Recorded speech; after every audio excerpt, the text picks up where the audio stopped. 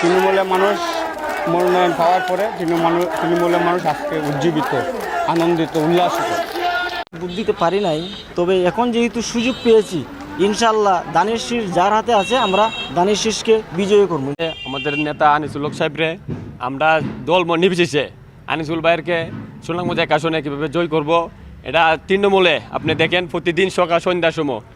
পাড়ায় মহল্লায় স্লোগান দিতেছে দানের শীষ, তারেক রহমানের দানের শীষ, এটা কোনো ব্যক্তির দানের শীষ না। আমাদের তাহিরপুর থেকে মদিনানগর যাওয়ার যে রাস্তাগুলো, রাস্তা খুব খারাপ। দীর্ঘদিন যারা এই দেশে আওয়ামী লীগ সরকারের আমলে অনেক আমাদের এলাকা কোনো উন্নয়ন হয় নাই, কিন্তু আমাদের এই সুনামগঞ্জ এক আসন আমরা চাই এই আমাদের উন্নয়নের স্বার্থে সুনামগঞ্জ এক আসনের এখন যে